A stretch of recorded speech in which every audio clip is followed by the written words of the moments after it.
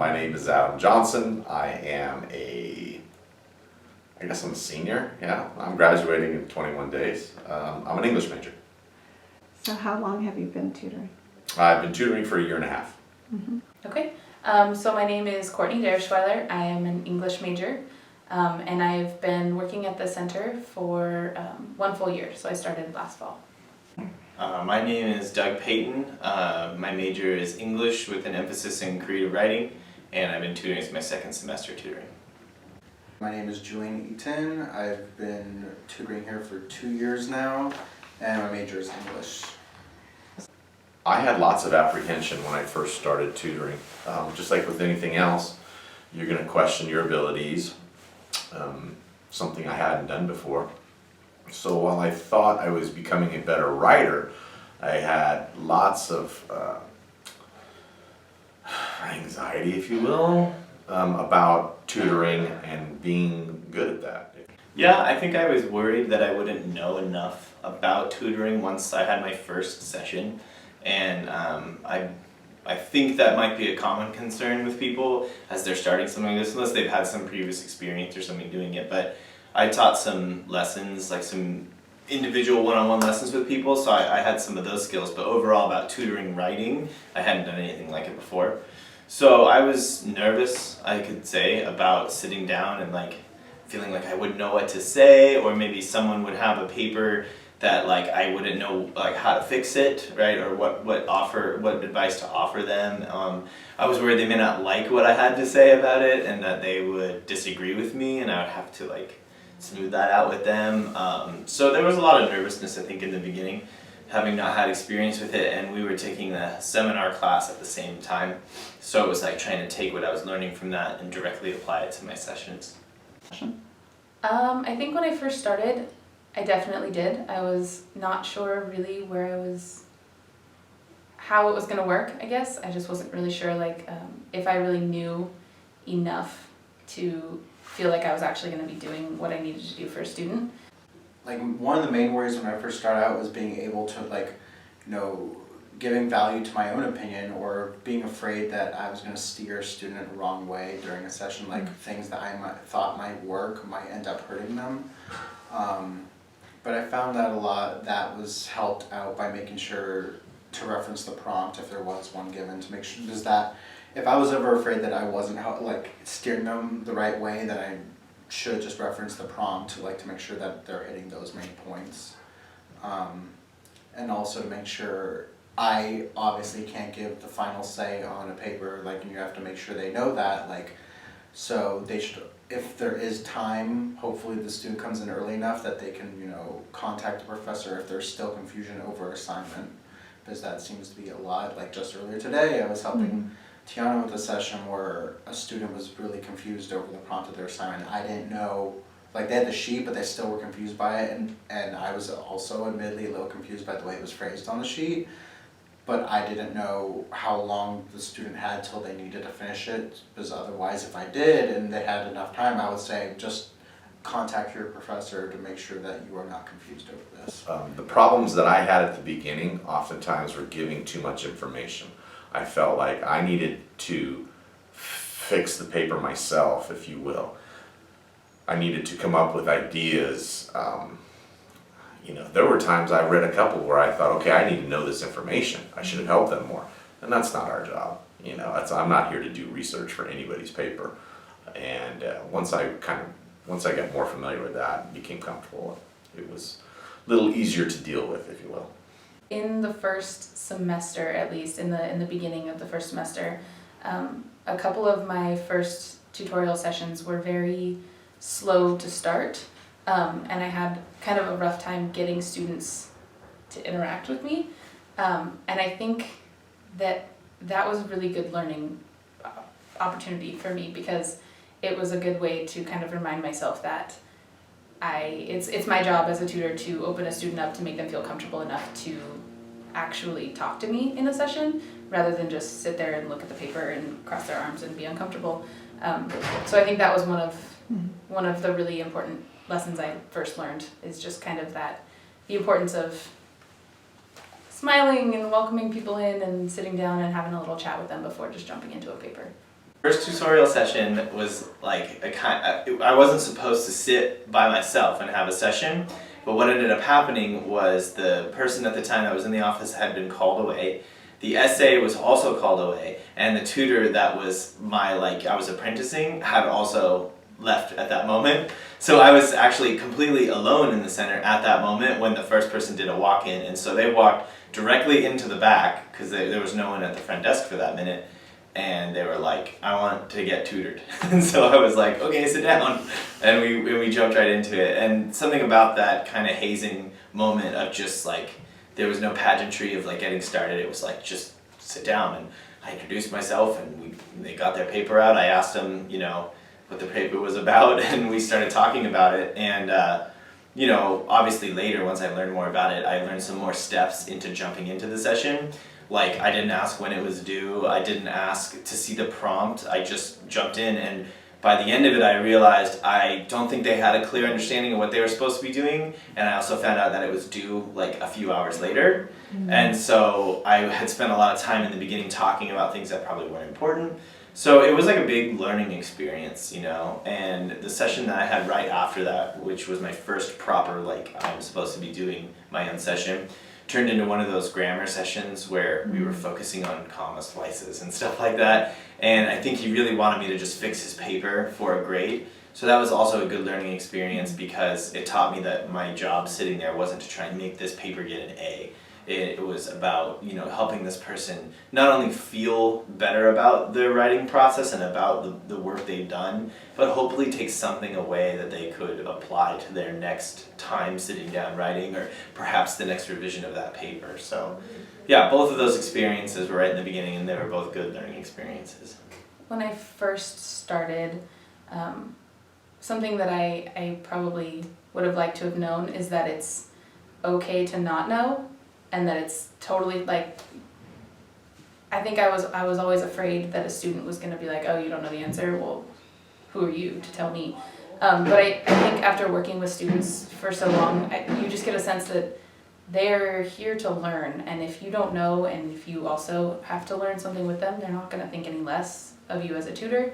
And it's totally okay to use the resources available in the center to kind of make sure you're giving the right answers, rather than just trying to be like, oh yes, this is how you do that, and not actually know. So it's better to either ask another tutor or to find the resources, rather than to just kind of hope you're doing it right. Because I think at first I was nervous to kind of show anything that I didn't know, whereas now in a session if somebody asks me and I don't know, I'll just be like, I don't know, let's figure it out, and then it goes a lot smoother that way. Okay. What do you wish you knew then that you know now? That I'm not responsible for their grade. I'm not responsible for their ability to write. You know, I think in the beginning a lot of that nervousness I talked about, you know, that I wish I had known like then that I could just talk to them about what I understood about what they had there. I could talk to them about what I thought their teacher's expectation was, but at the same time I can make it clear to them that like I have limitations, like I'm here to help you with this paper in this moment, but I can't fix it for you. I can't get you the grade that you maybe want. You know, you can do the work necessary to it, but I think I felt more responsible in the beginning, and so I wish I had known then that I didn't have to feel that way about it. Even though I didn't maybe say it explicitly, like, I'm gonna try and get you an A, you know, I felt that way. And so this semester, there were a few students who came in where you're looking at the paper and you're like, there's no way. There's no way this is gonna get an A with the amount of time they have, maybe the reluctance they have to come back again and like work harder on it, whatever the reason being. And so I learned now that I could let go of that and we could just do what I could do in that moment, you know, and what they were, you know, willing to work on. But a lot of times people just were like, you know, like maybe their writing classes weren't the most important thing, or they were doing it just because their professor said they had to. So then I didn't have to feel like I had to fix it. I wish I had been prepared, like knew beforehand that there were going to be a number of students that would come in like very close to the deadline, because then I don't remember how I handled it back then. I know now, like obviously I'm not going to admonish the student or say anything like that, like it's not my place to say, you know, this is due 2 days from now, like, you should have come earlier, like, that's not my job to be their parent or their, like, that's, or their professor saying when the deadlines are, and like that, like, I'll help them with the paper, but it also, like, it should have, I would have liked to have known earlier on in my tutoring career, so I know how to, like, like like the article we just read for the last tutoring post, like, physical, like the way I'm sitting and saying next to them, it's like, because I'm sure when I first started out as a tutor, when I got those situations, I probably didn't do as good of a job, like, schooling my expression and not trying to be judgmental, like, and trying to just help them instead of, I might have even said, you know, this is late or something like that, like, but it's not my job to do that. I'm not supposed to admonish them, I'm just supposed to help them and not say anything that could be outwardly seen as negative, even if it's not supposed to. Like, trying to be as professional as I can and just trying to be as positive as I can during the session. If there is a grammar-free paper, if there is such a thing, I definitely try to work with ideas and organization before anything else. That's the most important thing. What is this paper about? Do I understand it? Is there an argument here? You know, not all papers that you're gonna get are gonna have arguments. But if they do, what is the argument? Do they defend it? Do they show alternative sides? Things like that. But most importantly, the ideas. Are the ideas in order? You know, a lot of times a simple outline will take care of most of that. And people don't ever use them. It blows me away. But Yeah, I think there's always something that you can do in a session. So even when a paper feels like it's done, I don't think anything's ever really done. It's just kind of I'm done working on it now. But I think that definitely when grammar seems good and when the ideas seem to be there, something I'll always look at is making it more, I guess, concise or clear. So looking at each individual paragraph, each individual section, talking about, okay, well, what is this part doing for your paper as a whole? And then finding ways to make those ideas stand out a little bit more. So that's one thing that I'll definitely do in a session where I feel like the paper is already at a really good level, already very clear. Just take it one step farther and trying to definitely bring those points out a little bit more. Yeah, so there were a couple moments or a couple times that people brought in papers that didn't need very much revision or that I thought were like pretty on the mark with what the prompt had asked for. I don't think that my job as a tutor is to try and find something wrong. You know, I think this actually came up in some of my creative writing classes because each teacher had a different way, or professor had a different way of teaching how to write. And one professor in particular emphasized how if you help people see what's good about their writing, they'll actually tend to do more of that than if you try to spend too much time, you know, showing everything that's wrong and not highlighting the good parts. So on a couple occasions when the paper was really good, I also spent some time talking about what I thought they did really well, because I felt that in the future, if my job as the tutor is to give them something they're going to take away, well, they're going to know what was working. So maybe they weren't conscious of it. I run into writers who have an ability to write, but they don't really know why it works. The same way I've run into musicians who have an ear, but maybe they don't know all the theory, right? That if I could spend some time explaining the theory of what they were doing right, then they might know how to do it again later. And so I think that was really helpful. I think when you work with a student on an oral presentation, it's really important to remember that they're nervous, more so than they would be with a paper. I think when students come in with a paper, there's nerves, of course, but it's not nearly as bad as when somebody comes in with a presentation. But I think it's important to address that they may be nervous, they may be uncomfortable, but they're there and they want your help. And anything that you can give them, they are going to take with them and really use that. So I think it's important to really address those nerves and kind of let them know that that's okay and that really everybody's nervous about public speaking. I don't think anyone's just totally cool with it. So definitely kind of address that, and then once you've addressed that, you can move on from it. So usually, at least for me, when working with a student for a presentation, I will kind of start off saying, all right, so I know it can be scary, here's some things I've done to get over that, and then just move on. Be like, all right, so that's something that you kind of have to deal with, let's work on the presentation itself, and that being prepared may help you to get over those nerves as well. I had to go into a marketing class at the beginning of this semester and give a pitch on how I was going to be their presentation like guru, right? Like I'm going to be the one that's going to teach you how to present. Well, I couldn't get up there and look like I didn't know what I was doing, or there's going to be no reason why they would want to talk to me about their presentations. So I had written down all the things I wanted to say, and I realized I was kind of over preparing for it. So that when I got up there and I just sort of told them, I kind of put all that stuff away, got up there and just told them in a few minutes what my intentions were, how I wanted to help them in some of the ways I thought I could. I was just talking about myself. I was just talking to a group of other students, you know, and I was just telling them that I'm learning this and this is how I could maybe share it with you. And I think it came across, I noticed they were all laughing and like, I was maybe teasing myself a little bit and being up there, and I kind of brought attention to the idea, like here I am trying to give you a presentation on how to give presentations, like I better not screw up. And they all started laughing. And then in that way, I think they actually were listening to what I said, and they all came up to me after their presentations and asked me questions about, you know, things they could do better. And I realized that all came from maybe just not stressing out too much about that idea that I have to be perfect because I'm presenting on presenting, and I just sort of acted like myself, and I think that came across more confident, so.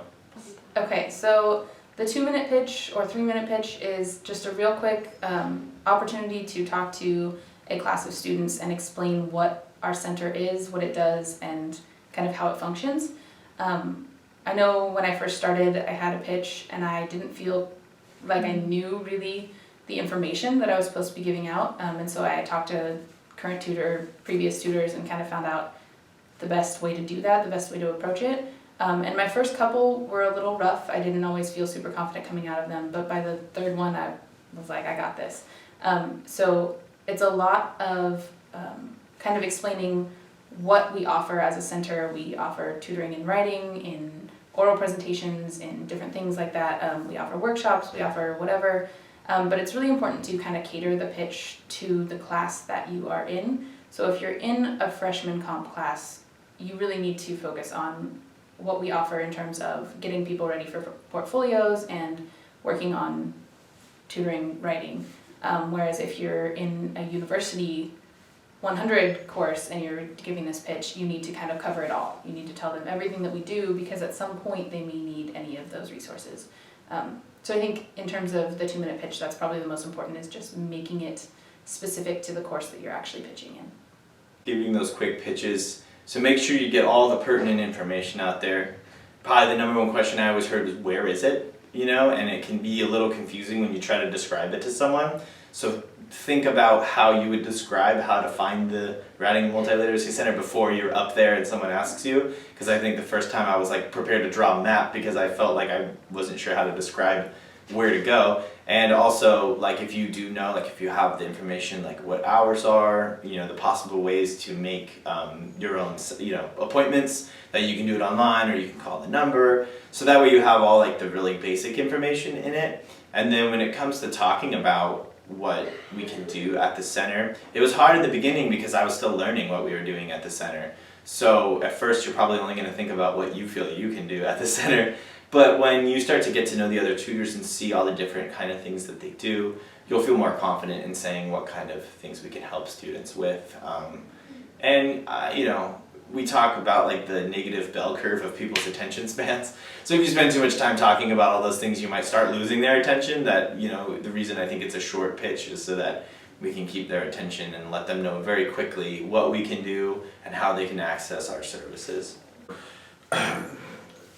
You know, the most important thing is to just be yourself and try to make the student feel comfortable. I've always kind of taken on the attitude that, you know, I've worked in retail and restaurants for a million years, so I always took on the attitude that they were a customer and that I was providing a service, and that even if I wasn't getting through to them or wasn't delivering necessarily, that I could always still be nice and polite and try to make them feel comfortable. And if you do that, you'll go a long way. Plus, if you can get them to be comfortable, they're more likely to open up and talk more and or discuss the paper more. And oftentimes they'll find the answers themselves if you can just get them to think and get them to speak. And they'll only do that, you know, at a higher level if they're more comfortable. I think just in general, something that can really help you as a new tutor is just really paying attention and kind of feeding off of your tutee's body language and really getting a sense for how they're feeling in a session, because the student really, they're the ones, it's their session, you're there to help them. So it's important to kind of get a sense and get a read for a student when they first come in and kind of get a sense of how that session's going to go. I'd also really encourage new tutors to take the time to really participate in the new tutor course and to really put a lot of effort and attention into that, because it is a super, super valuable tool, a really great resource, and it's something that you will continue to kind of like look back on for your whole time at the center. Like I said, relax, be patient with yourself. If I could tell you like right off the bat from the beginning what advice I would have had for myself then would have been like, you're gonna keep learning new things. So don't expect to know everything about it now. Pay attention to the veteran tutors and watch some of the things that they do and pick things up. Take notes for yourself. I started taking notes this semester, and that was very helpful because I was able to also chart my own thoughts as these people were reading their papers to me. I brought up new questions that maybe they hadn't considered, and had I not just been kind of passively listening, I may not have like remembered that by the end of it. So taking notes, just having a little notepad there was very helpful for me. I wrote in my reflection that it was interesting when at the end they would always be like, "Can I have that paper?" And it was like a scribbled piece of paper, but it was almost like they felt like something that I had said was worthwhile enough that they would want to apply that to their paper later. It was satisfying to know that like, okay, they were paying attention, and so like having that notepad was really helpful. And yeah, I think you can get to a place where you feel like you need to teach them things, and that's also not part of the job. You know what I mean? Like if they learn something, that's a good byproduct, but you're not the teacher. You know what I mean? That they have professors who they need to go through for that information. But being a peer can like be a huge asset to your tutoring experience. If they understand that you're on the same level, I think a lot of especially the underclassmen don't know that. They think like I'm hired from some other place and I'm already graduated. They may not know that right off the bat, that I'm only like a year or two ahead of you, like I only know this much more than you do about certain topics, so that sometimes they then relax a little bit too. So being a peer can also really help you get through to them as well. Patience. With advice for new tutors, I would say you have to make sure to be able to practice patience, because like I mentioned before, there are students that are going to come in with papers right at the deadline. There are students who have special needs who do need that extra attention, and all these different situations you're going to have to be able to handle them professionally, and it's going to take a lot of patience and understanding on your part to the student. Like, you need to not jump to any conclusions. You can't be judgmental. You just have to be there, and you have to understand, like I said before, you're not going to save everything. It's not on you to save everything, but it's your job to give an environment, a welcoming environment where students can come and ask for help. And you're going to want to be able to do that. You're going to have to give this presence of just a pure tutor. You can't be judgmental and stuff.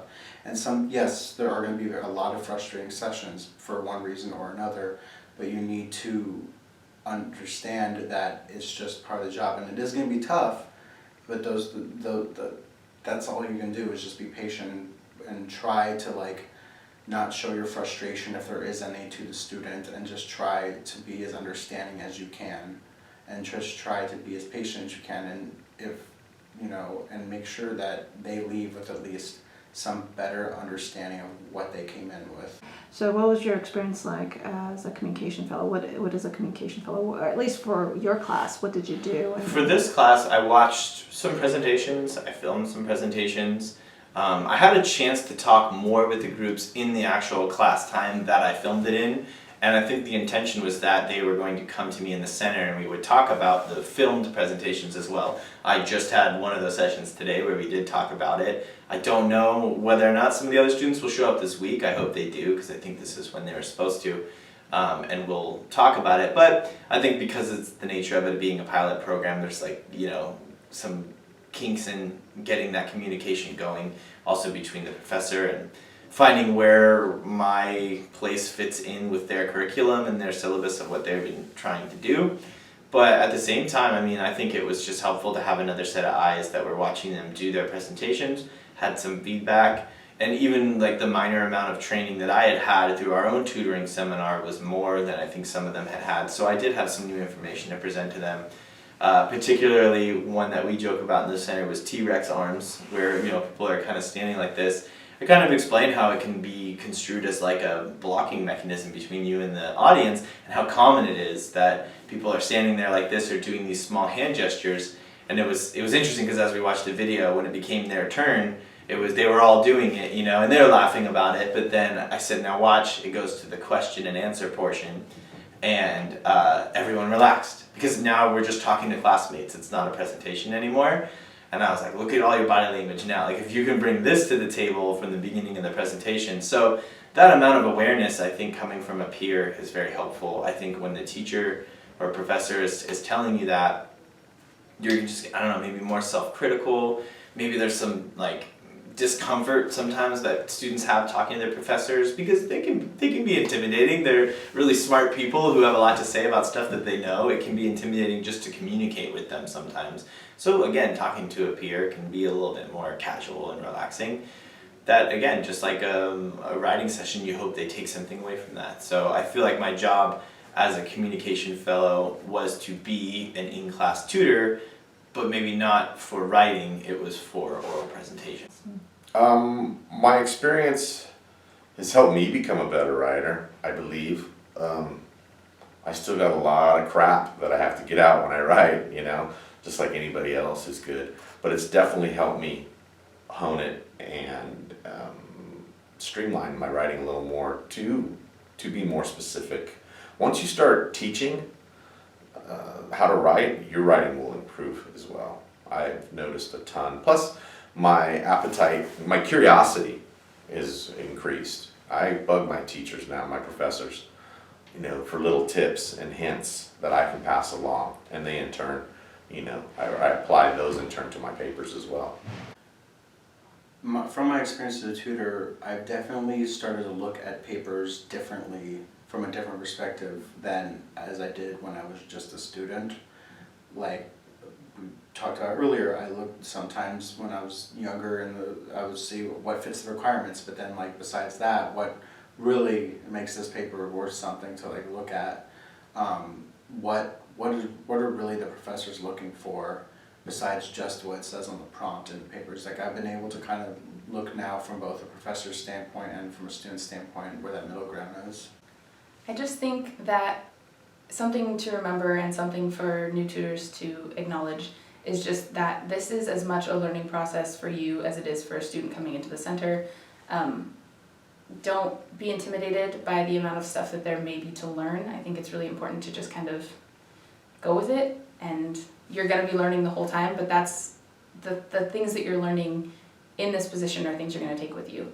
So you get more out of this than I think any student does from working with you. But yeah, I think in general working as a tutor has been a great opportunity. One more final comment about working in the Writing and Multiliteracy Center came up from a professor who had written me my letter of recommendation for coming here. And he said, if you want to become a better writer, become a writing tutor. And I remember he was actually addressing the class when he had said it, but it stuck with me because I had just applied since he had written me that letter.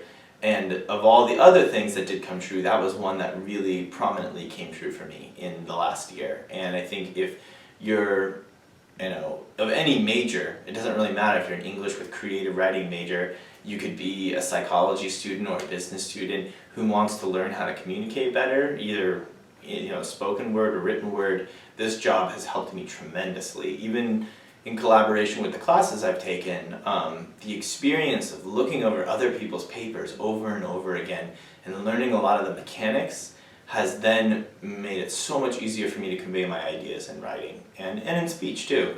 It's made me more comfortable with my public speaking for the presentations I have to give in class, and that I'm sure I'll have to give in the future every day when I talk and communicate with people, has all been aided by this job for sure. And last maybe a month ago or so, I had a paper due and I had all these other things going on and I kind of put this paper off, and I used to get a lot of like paper writing anxiety before I had this job, where I'd want to write the greatest paper that was ever written and spend way too much time working on it and doubting myself, that I was like, yeah, I gotta slam this paper out, and I sat down and wrote it all out, and it ended up being the one that the professor presented to the whole class as an example of how to write a paper. And I was like, wow, that is totally a result of what I learned. Like, it's, you know, I pat myself on the back or feel good about it, whatever. It wasn't really about that. It was like the things he was pointing out were all the things that I learned how to do from being a tutor. And I was like, wow, that really helped me out a lot, you know? So being a better writer is very important to me. And if it's important to you, I would suggest getting a job and doing this as, you know, putting your whole heart into it, because you're going to learn a whole lot more, I think, than I ever showed anyone. I learned more than I taught, for sure.